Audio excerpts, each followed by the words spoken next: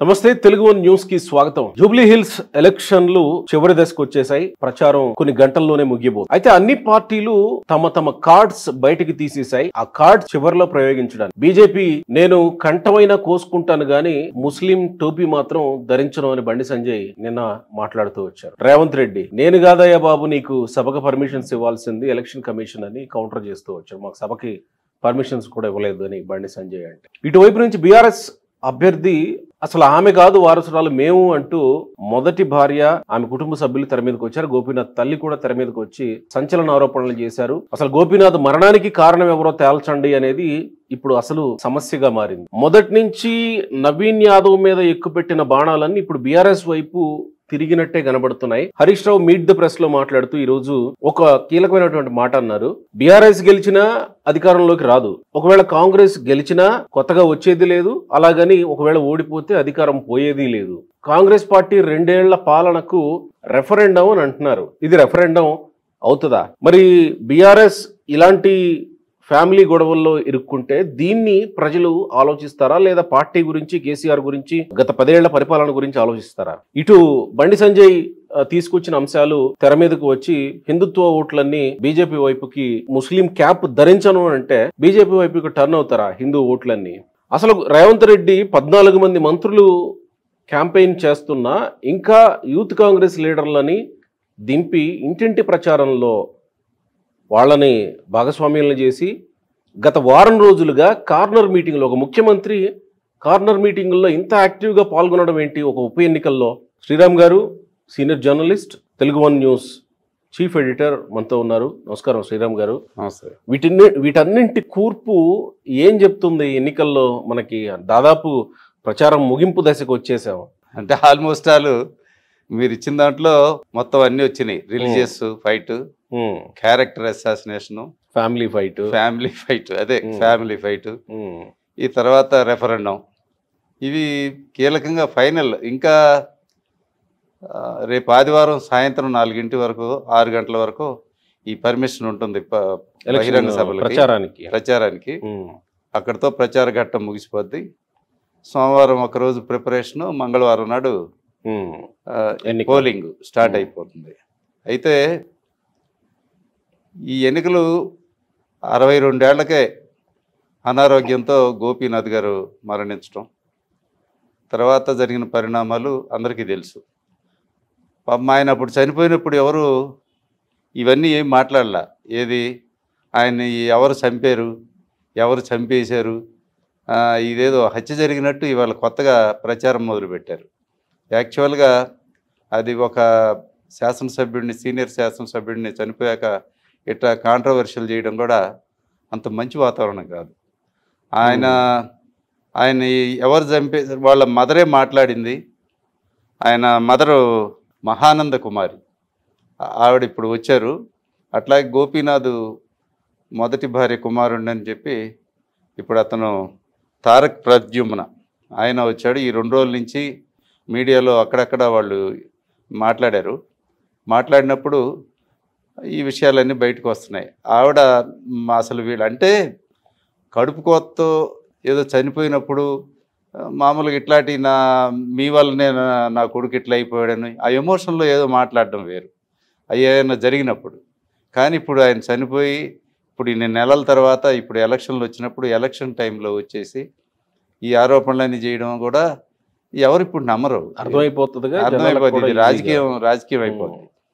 వాళ్ళు ఒక ఫ్యామిలీ ఒక ఇది ఉంది సార్, అక్కడ వాళ్ళని రానివ్వలేదు అని అంటున్నారు వాళ్ళు. మాజీ మంత్రి పువ్వాడ అజయ్ కుమార్ ఫోన్ చేసి ఇప్పుడు రావద్దు నువ్వు అని తనకి ప్రద్యుమ్న తారక్కి కాల్ చేసి చెప్పినట్టు అతను మీడియాతో చెప్తున్నాడు. ఇంకా వీళ్ళని హాస్పిటల్కి రానివ్వద్దు అని చెప్పి కొంతమంది పేర్ల లిస్ట్ ఒకటి తెర మీదకి వచ్చింది. వాళ్ళ అమ్మని, వాళ్ళ బంధువుల్ని, గోపీనాథ్, మాగంటి అనే ఫ్యామిలీ మెంబర్స్ ఎవరిని హాస్పిటల్కి రానివ్వద్దు అనే ఆదేశాలు ఇచ్చేలాగా ఒక నోటీస్ ఒకటి చూశాను నేను. అది కరెక్ట్. ఎవరిచ్చారు రానివ్వద్దు, రావద్దు అని? ఈమె వైపు నుంచి సునీతమ్మ ఎవరైతే ఉన్నారో ఆమె వైపు నుంచి హాస్పిటల్ వాళ్ళకి ఆదేశాలు. అందుకే చెప్తున్నా ఇప్పుడు సునీతమ్మను కూడా ఇప్పుడు ఆవిడే అభ్యర్థి కదా, అందుకని ఆవిడ్ని ఈ కాంట్రవర్సీ చేయాలి. ఆవిడ ఆవిడ క్యారెక్టర్ అసాసినేషన్, అంటే క్యారెక్టర్ అంటే వ్యక్తిగతం అని కాదు, రిలేషన్షిప్ మీద చేయాలని.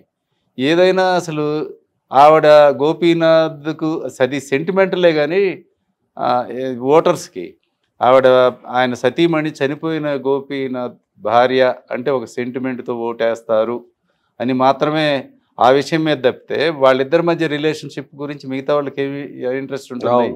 దానికి ఏం చట్టబద్ధత గురించి కూడా అవసరం లేదు. నాకు తెలిసి ఇప్పుడు ఇది ఫ్యామిలీ సర్టిఫికేట్, దాని గురించి వీళ్ళు ఏదో అప్లై చేయడం, ఫ్యామిలీ సర్టిఫికేట్ కోసం పోతా ఇప్పుడు మాకు ఇక్కడ ఇవ్వడం లేదని ఇప్పుడు ఆ ఇష్యూ తీసుకొచ్చారు. యాక్చువల్గా నామినేషన్లు వేయడానికి, ఎలక్షన్లో పోటీ చేయడానికి ఫ్యామిలీ సర్టిఫికేట్లు అవసరం లేదు.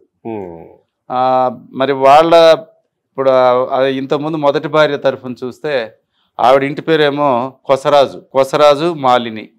1998లో ఆవిడతో వివాహం అయింది. ఆ తర్వాత విడాకులకు కూడా తర్వాత వాళ్ళు పిటిషన్ వేశారు. బహుశా గోపి వేశారేమో, గోపీనాథ్ గారు వేశారేమో, అదేమో కొట్టేశారు, విడాకులు కాలేదు. సరే, అంటే మరి పెళ్ళయి వాళ్ళు విడాకులు కాలేదంటే వాళ్ళ మధ్య రిలేషన్షిప్ ఉండాలి. కానీ ఒక స్త్రీకి అంటే పుట్టింటి నుంచి వచ్చినప్పుడు ఆవిడకి రిలేషన్షిప్లో ఇంటి పేరు అది కంటిన్యూ చేస్తారు. ఇప్పుడు నడుస్తున్న ట్రెండ్ ఏంటంటే, ఇప్పుడు ఒక అమ్మాయి పెళ్ళైనా కూడా కావాలంటే ఇంటి పేరు మార్చుకుంటుంది, మారిపోద్ది ఆటోమేటిక్గా. మన సంప్రదాయాల ప్రకారం అయితే ఇంటి పేరు, భర్త ఇంటి పేరు ఆవిడకి యాడ్ అవుతుంది. అదే గతంలో లాగా నీ ఇంటి పేరు మారుస్తా సువర్ణ అంటానికి లేదు, కుదరదు. ఇప్పుడు తండ్రి పేర్లు కూడా ఉంటాయి కొంతమందికి నార్త్ ఇండియాలో. అవునవునవును. అయితే ఇప్పుడు ఇంటి పేరు మార్చుకునేటప్పుడు ఇప్పుడు అమ్మాయిలు ఏం చేస్తున్నారంటే, అసలు చదువుకునే స్టేజ్ నుంచే వాళ్ళు నెట్లో ఒక ఐడి క్రియేషన్కి వాళ్ళ పేరుతో పాటు సర్నేమ్ యాడ్ చేస్తారు. సర్నేమ్ యాడ్ చేసినప్పుడు మళ్ళీ పెళ్ళైన వెంటనే అదే ఐడి అదే కంటిన్యూ కావాలంటే మళ్ళీ అప్పుడు మరి తండ్రితో తల్లితో వచ్చిన సర్నేమ్ ఉంటుంది వాళ్ళకి. అవును. అందుకని ఎవరు పెద్దగా దాన్ని మార్చుకోవట్లేదు. ఉద్యోగాలు చేస్తున్న వాళ్ళు కూడా అంతే, సేమ్ అందరే ఉంటారు. పుట్టింటి పేరే కొనసాగుతుంది చాలా మందికి. ఇంకా ఏ ఉద్యోగాలు లేని వాళ్ళు ఏం చేస్తున్నారంటే యాడింగ్ హస్బెండ్ ఇంటి పేరు కూడా ముందో వెనకో తోక తగిలిచ్చేస్తున్నారు. అదే ఇది ఎవళ్ళ ఇష్టం.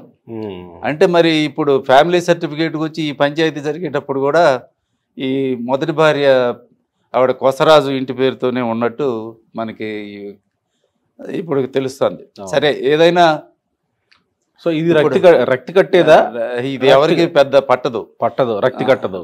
ఇప్పుడు ఆవిడ ఒక హౌస్ వైఫ్, ఎవరు బీఆర్ఎస్ క్యాండిడేట్. ఆవిడ ఎన్నికల్లో బీఆర్ఎస్ పార్టీ వాళ్ళు తీసుకొచ్చి ఆవిడని పోటీలో పెట్టారు. ఆవిడని ఇప్పుడు అందరికీ ఇప్పుడు దాకా తెలియదు కదా. ఆవిడ ఎలా తెలుసు? ఇప్పుడు గోపీనాథ్ భార్యగా ఐడెంటిఫై చేస్తారు. ఇప్పుడు చూసేవాళ్ళు కూడా గోపీనాథ్ మీద ఉండే సింపతి ఓట్ గెయిన్ చేస్తుందని చెప్పి ఇప్పుడు వాళ్ళు ఎలక్షన్లో అదే ఉద్దేశంతో పెట్టారు. దాన్ని ఈవిడ అసలు భార్య కాదని అవతల వాళ్ళు దాన్ని డ్యామేజ్ చేయడానికి ప్రయత్నం చేస్తారు. ఆ విధంగా అక్కడ పాలిటిక్స్ నడిచిపోతూ ఉన్నాయి. ఆవిడకి సంబంధించినంత వరకు అంతే. తర్వాత ఇప్పుడు కాంగ్రెస్ క్యాండిడేట్ నవీన్ యాదవ్, వాళ్ళ తండ్రి శ్రీశైలం యాదవ్ మీద రౌడీ షీట్ ఉందని, రౌడీ అని ఇమేజ్ ఉందని అది అందరికీ తెలుసు. ఆయన మీద కేసులు ఉన్న సంగతి అయినా కూడా ఇప్పుడు ఆయన కొడుకు అతను ఇప్పుడు ఎలక్షన్లో పోటీ చేశారు. మరి ఎంతో కొంత క్లీన్ పబ్లిక్ రిలేషన్స్ ఉండి అతనికి రాజకీయాల్లో కానీ లోకల్ జనంతో కానీ టైఅప్ ఉంటేనే కాంగ్రెస్ ఈ సాహసం చేస్తుంది. లేకపోతే ఒక రౌడీ ముద్ర ఉన్నోడిని తీసుకొచ్చి పెట్టాలంటే బలవంతంగా అదే ముద్ర వీళ్ళు తిడతారని వాళ్ళకి తెలియదా? అపోజిషన్ పార్టీ దీన్ని ఖచ్చితంగా అడ్వాంటేజ్ తీసుకుంటుందని తెలియదా? అతని మీద కూడా మామూలుగా 2 కేసులు ఉన్నాయని మాత్రం ఒక ఇన్ఫర్మేషను. సరే, కేసులు ఉండడం చాలా సహజమైన విషయం. రౌడీ షీట్లు ఇవైతే లేవు నాకు తెలిసిన దీని ప్రకారం. అతను విద్యాధికుడు కూడా. అతను ఈ మధ్య విదేశాల్లో MBA చేసి వచ్చారు.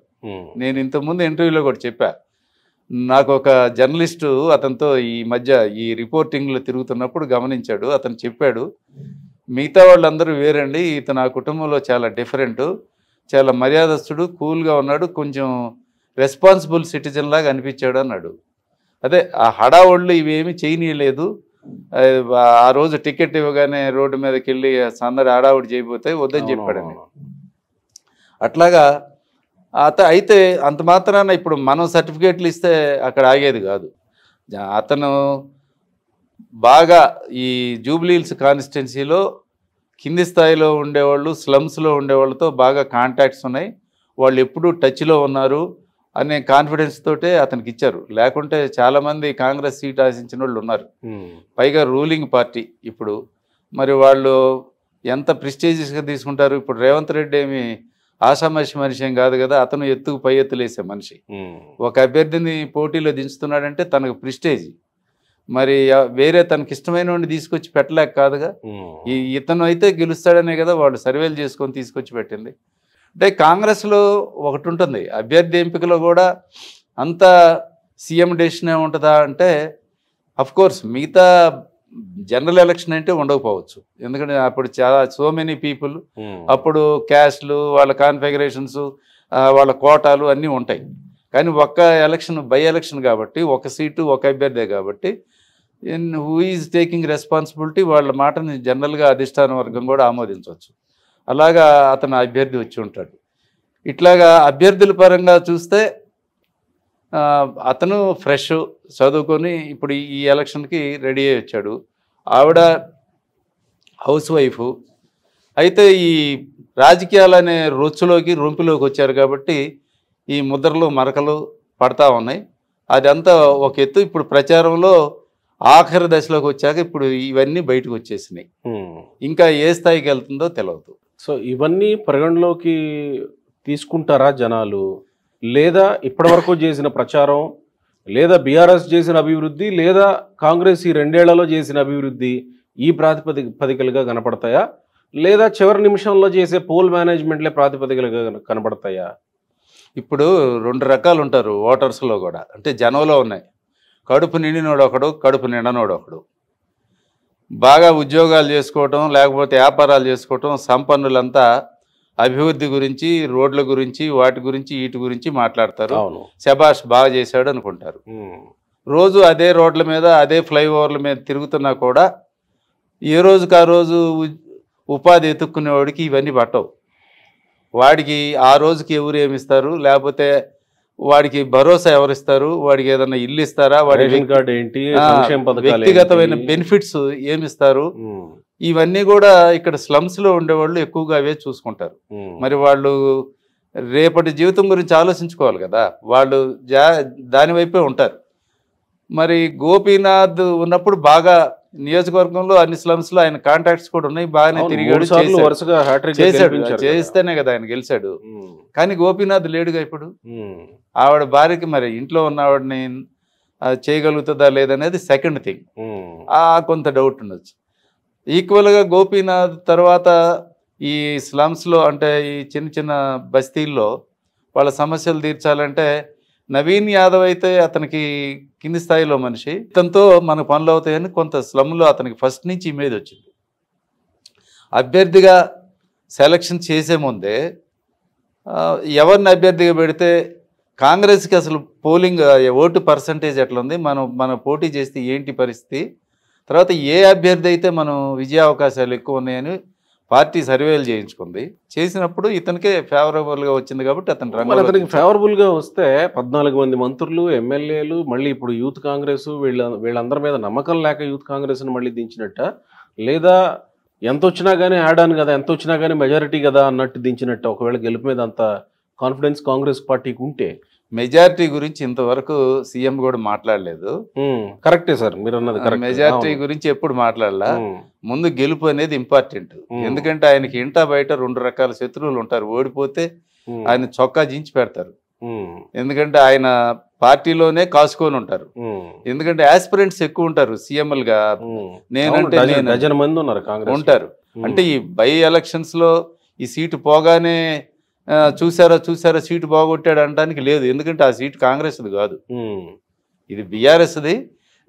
ఎంతైనా వీళ్ళకి వస్తే వీళ్ళకి గెయిన్. లూజర్స్ ఎవరు?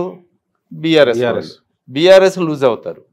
బీఆర్ఎస్ లూజ్ అయితే ఆటోమేటిక్గా కొంచెం క్యాడర్ మోరల్గా దెబ్బతింటుంది. కొంచెం పార్టీకి డ్యామేజ్ జరుగుద్ది. అందుకని చెప్పి వాళ్ళు కాంగ్రెస్ కంటే ముందు నుంచి ఎక్కువ క్యాంపెయిన్ చేస్తున్నారు. క్యాంపెయిన్ చాలా బాగా చేశారు.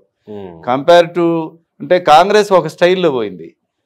ఎక్కువగా హై ప్రొఫైల్ ఉన్నోళ్ళు మినిస్టర్సు, ఎమ్మెల్యేలు వీళ్ళు ఎక్కువ తిరిగారు కాన్స్టిట్యున్సీలో. అవును. ఈ ఎంత ఈ చిన్న చిన్న డివిజన్లు అన్నీ కలిపి 7 డివిజన్లో తిరగడానికి ఇంతమంది అవసరం లేదు. కానీ ఒక్కొక్క డివిజన్కి 2 మినిస్టర్లు ఇప్పుడు ఫైనల్ లాస్ట్ వీక్ వచ్చేటప్పటికి 2 మినిస్టర్లు తిరుగుతున్నారు. సీఎం ప్రతి గల్లీలో వీలైనంత వరకు మీటింగ్లు చేశారు. ఇప్పటికి 5-6 గల్లీల్లో కార్నర్ మీటింగ్స్ అయిపోయినాయి. ఇంత డెప్త్గా ఎందుకు తిరుగుతున్నారంటే ఎట్టి పరిస్థితుల్లోనూ ఈ సీటు కొట్టి తీరాలి అని ఇప్పుడు కాంగ్రెస్ కంకణం కట్టుకొని ఉంది. కారణం ఏంటంటే అదే నేను చెప్పిందే, రూలింగ్ పార్టీకి ఇది రెఫరెండం అని ఇప్పుడు హరీష్ రావు అన్నాడు కదా, 2 ఏళ్ళు కావస్తుంది. ఈ 2 ఏళ్లలో వీళ్ళు ఏం చేశారు, దానికి ఇది రెఫరెండం అన్నారు. యాక్చువల్గా బీఆర్ఎస్ హయాంలో మా హైదరాబాద్ సిటీ ఈ సబర్బ్స్ అన్నీ కూడా చాలా బాగా డెవలప్ చేశారు. అందువల్లే ఒక్క సీటు కూడా కాంగ్రెస్కి రాలా, మొత్తం అన్నీ బీఆర్ఎస్ గెలిచింది. మేజర్గా కనపడేది ఫ్లైఓవర్సు, ఇక్కడ సెక్రటేరియట్ ఎన్నెన్నో విమర్శించామండి. అది వాళ్ళు కట్టారు, దాని మీద ఆయన కూడా ఏదో విమర్శలు చేస్తున్నారు. కానీ సీఎం ఇవన్నీ జనానికి పట్టవండి. విజిబుల్గా కనపడే వాటిని మనం ఎంత విమర్శించినా ఆ డెవలప్మెంట్ కనపడుద్ది. ఆ డెవలప్మెంట్ చూశారు. వ్యక్తిగతమైన బెనిఫిట్స్ అంటే పెన్షన్లు తర్వాత ఇవన్నీ ఇచ్చారు. అయితే అర్బన్ ఓటర్కి రూరల్ ఓటర్కి కూడా చాలా తేడా ఉంది గోపి. రూరల్ ఓటర్స్ ఇష్యూలు వేరు, వాళ్ళ సమస్యలు వేరు. అర్బన్ ఓటర్స్ పరిస్థితులు వేరు. ఇప్పుడు గ్రామాల్లో పనులు లేక, గ్రామాల్లో బతుకు తెరువు లేక చాలామంది పెళ్ళిళ్ళు చేసుకొని ఒక పట్టణం మీద మోజు కొద్దీ ఇటు వచ్చేవాళ్ళు ఇక్కడికి వచ్చి ఏదో పని చేసుకోవచ్చు బతకొచ్చు అని వచ్చిన వాళ్ళు చాలామంది ఉంటారు ఇక్కడ. వీళ్ళందరూ బస్తీల్లో అక్కడ ఇక్కడ సెటిల్ అవుతారు. ఏదో తక్కువ రెంట్లతో జీవితాన్ని ఎల్లబుచ్చుకుంటూ నడిపిస్తారు. మరి వాళ్ళ సైకాలజీ, వీళ్ళ అవసరాలు వేరు. ఇక్కడ ఏంటి, వాళ్ళకి ఒక రేషన్ కార్డు కావాలి, ఇక్కడ ఒక ఆధార్ కార్డు కావాలి, ఇక్కడ వాళ్ళకి రోజు పని కావాలి. ఇవి ఇక్కడ వీళ్ళ అవసరాలు. పెన్షన్లు ఇస్తే సంతోషం, అర్బన్లో కొంత కలిసి వస్తుంది. ఇప్పుడు 2,500 ఓల్డ్ ఏజ్ పెన్షన్లు, తర్వాత విడో పెన్షన్లు ఇవి ఇస్తూ వచ్చారు, వికలాంగుల పెన్షన్లు ఇలాగా. అవి అప్పుడు రేవంత్ రెడ్డి పెంచుతానని చెప్పాడు కానీ ఇంతవరకు పెంచలేదు. దాన్ని కూడా ఇప్పుడు బీఆర్ఎస్ వాళ్ళు క్యాంపెయిన్లో వాడుతున్నారు. అది వ్యక్తిగతమైన బెనిఫిట్స్ కాబట్టి వాటి విషయంలో ఇది రెఫరెండం అవుతుందా లేదా అని అంటే రూరల్ అంశాలు వేరే ఉంటాయి, అర్బన్ అంశాలు వేరే ఉంటాయి.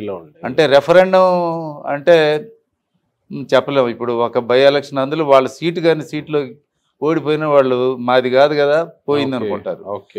మొత్తానికైతే ఇప్పుడు ఈ ఎలక్షన్స్ నోటిఫికేషన్ రాబోయే ముందు నుంచి ఈ జూబ్లీ హిల్స్ నియోజకవర్గంలో మీరు ఏ కాలనీ కన్నా వెళ్ళు, ఏదో పక్క తవ్వి సిమెంట్ రోడ్లు నడుస్తూనే ఉన్నాయి ఈ రోజుకి కూడా.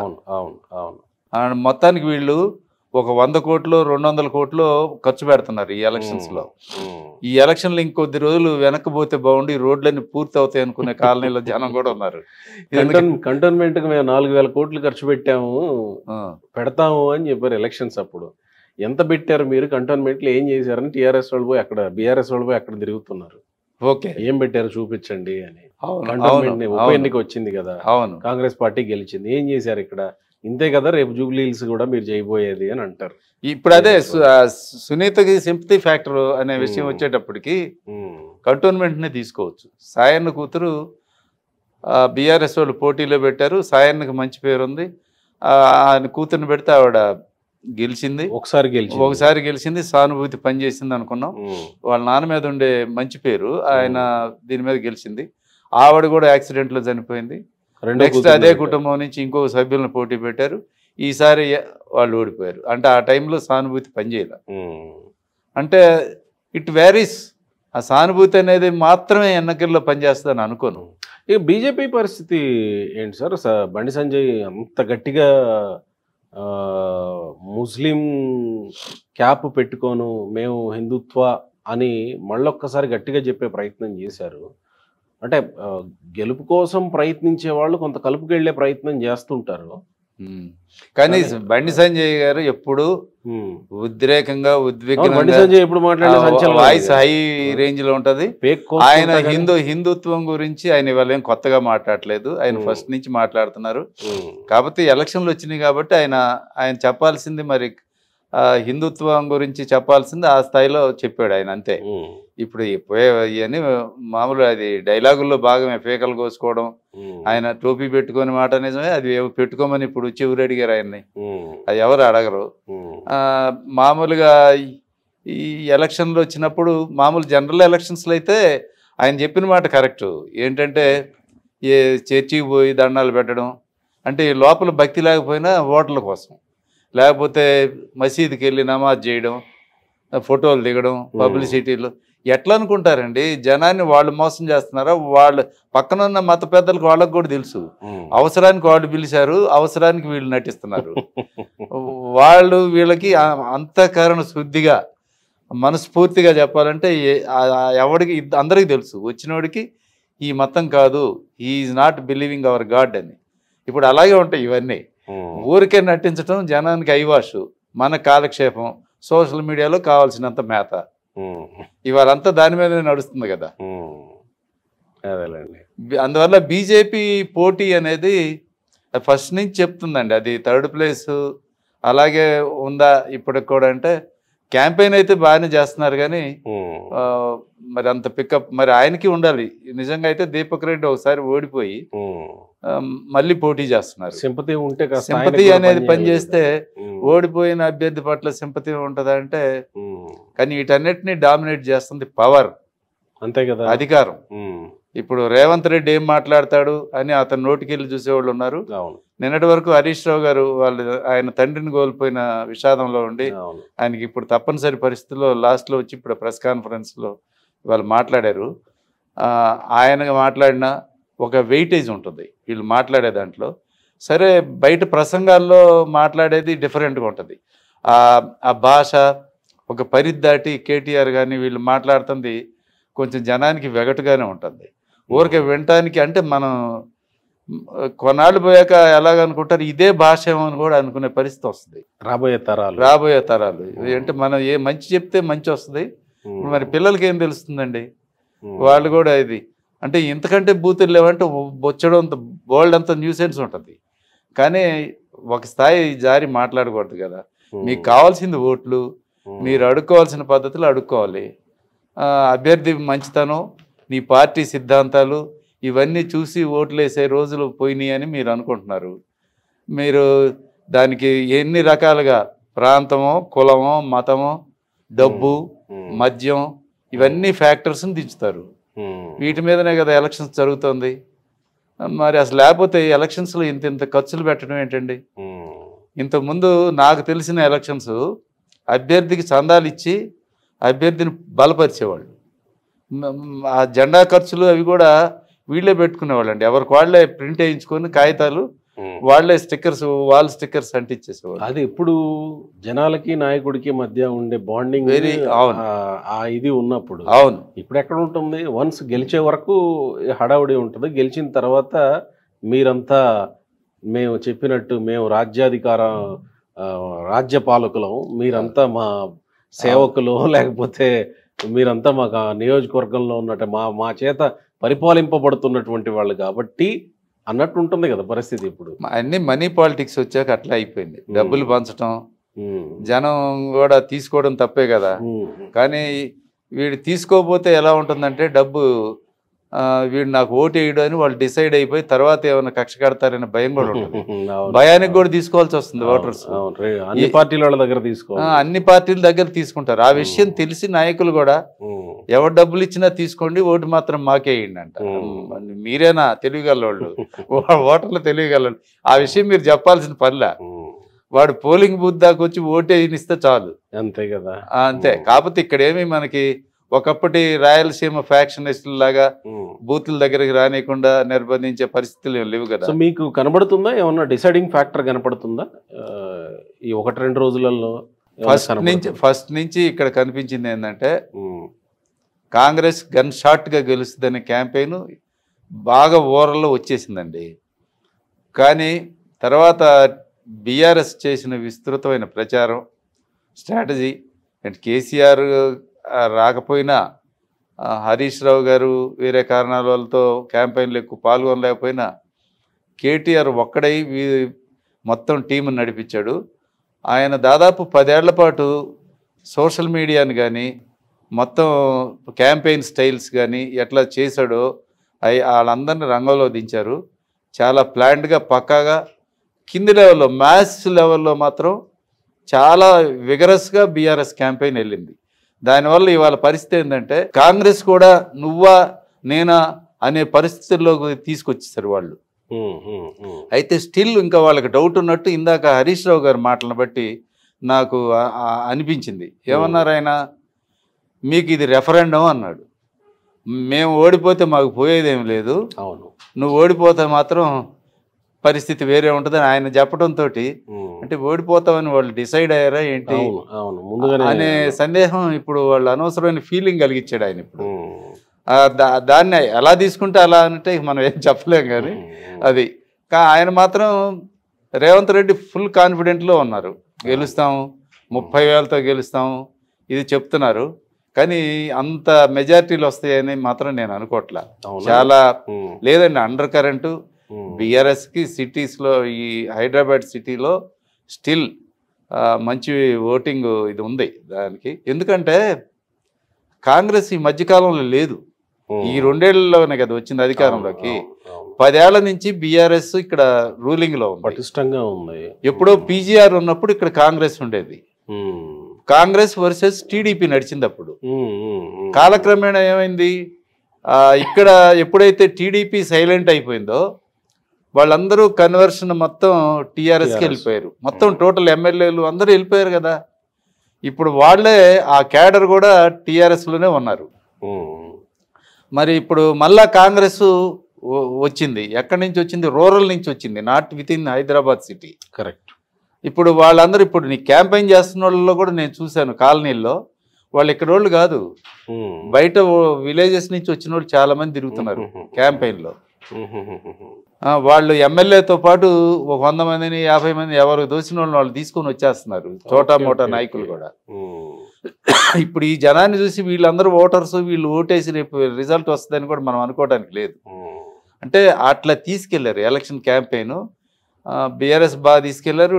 కాంగ్రెస్ వాళ్ళు ఇప్పుడు ఈ లాస్ట్ ఈ 2-3 డేస్లో, నిన్న సాయంత్రం కూడా నాకు అనధికారికంగా ఉన్న సమాచారం ఏంటంటే ఈ క్యాంపెయిన్లు వెనకబడ్డం, ఎవరు అంత సీరియస్గా ప్లాన్డ్గా చేయట్లేదు, పట్టించుకోవట్లేదని సీఎం క్లాస్ బీకాడట మొత్తం వాళ్ళ లీడర్స్ అందరికీ. ఆయన ఆ మధ్య కూడా వార్తలు వచ్చినాయి కదా, ఎమ్మెల్యేలు మినిస్టర్లను కూడా నేను ఎంత కష్టపడి మనం ఇంత ఖర్చు పెట్టి గెలిపించి గవర్నమెంట్ని తెస్తే మీరు మీ ఇష్టం వచ్చినట్టు చేస్తారు, పోతే నేను పదవి పోయి ఊరుకుంటా కానీ ఇట్లా చేస్తే టాలర్ చేయనని మాట్లాడాను. నిన్న కూడా అదే స్థాయిలో వార్నింగ్లు అయినాయి. రాత్రి నుంచి పరుగులు తీస్తూనే ఉన్నారు. రూలింగ్ పార్టీకి ఒక అడ్వాంటేజ్ ఉంది, ఎలక్షన్ కమిషన్ ఇన్వాల్వ్ అయ్యి అంత సీరియస్గా ఆపేంత పరిస్థితి లేదు, కానీ పోలీసింగ్ అంతా వాళ్ళ చేతుల్లో ఉంటుంది. కాబట్టి ఎలక్షన్ చేసుకోవడానికి, పోలింగ్ చేసుకోవడానికి బీఆర్ఎస్ కంటే కాంగ్రెస్కి అడ్వాంటేజ్ ఎక్కువ ఉంటుంది. అందువల్ల దాని మీద ఎక్కువగా కాంగ్రెస్ వాళ్ళు హోప్ పెట్టుకున్నారేమో అనిపిస్తుంది నాకు.